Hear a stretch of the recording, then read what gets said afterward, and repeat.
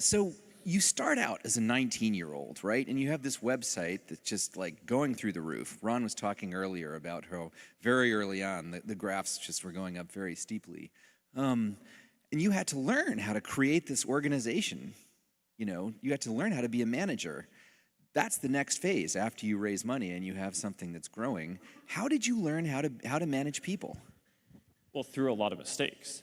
I mean, I don't think anyone is like naturally good at hiring out of the box, right? It's you have to learn in each role. We probably went through multiple iterations before landing on a balance of a person that made sense. And the problem is made even harder by the fact that you don't need the same thing at each stage, right? So it's a moving target as well. But eventually, it's not just hiring, though. You have to somehow lead a group of people and get them all to work together, right? Yeah. It's very hard.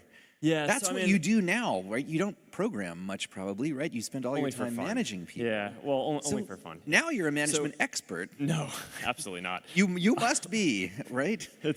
Try telling that to my team.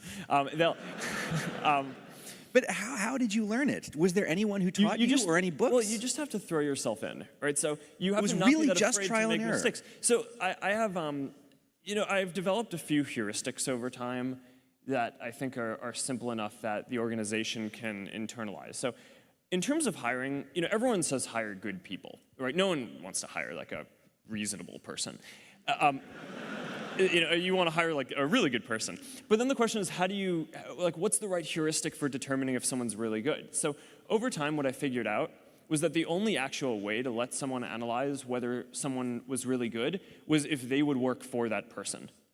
So I don't think that needs to recurse too many levels down in the organization, but I basically think that that's a really good heuristic, right? And I believe that. I mean, if you look at my management team today, I mean, if we were in an alternate universe and I hadn't started the company, it would be an honor to work for any of these people.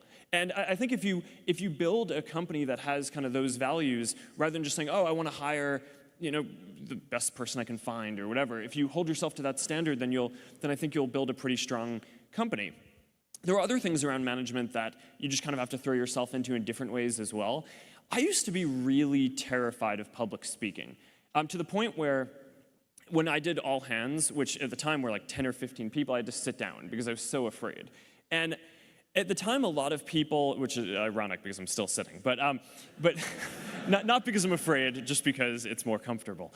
And so what I did was, I threw myself into some of this stuff, and a bunch of schools invited me to come speak, and what I did was I accepted some of those invitations, even though I had no real goal of doing that except for desensitizing myself, and I went up to give a speech without having prepared anything.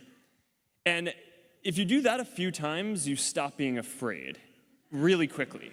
And because, I mean, what's the worst thing that can happen, I think a survey says that more Americans are afraid of public speaking than death. And just throw yourself in. You get over this stuff. I remember the first talk you ever gave at startup school, and I think it was one of these, the way you described, that you went with no preparation, right? And actually, I can tell you but thank you. What's the worst thing that can happen? You can say something off the cuff that gets like taken by the press like a football and thrown around and gets you in lots of trouble. That's fine. I actually did prepare for that one. I don't have that excuse. But the fact that it was really good. All that this practice did was desensitize me. It didn't actually make me good at public speaking, as this is proof of.